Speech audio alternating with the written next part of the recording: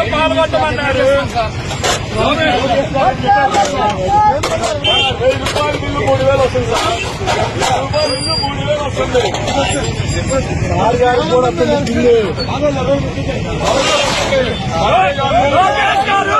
లోకేష్ గారు స్మార్ట్ మీటర్లు పగలగొట్టండి, రైతులు గుర్తాలన్నారు. మరి అదే లోకేష్ గారు నేను అధికారులకు వస్తే ఉరితాలయ్యాయా మల్లెపూల దండయ్యాయని లోకేష్ గారిని అడుగుతా ఉన్నాము. లోకేష్ గారు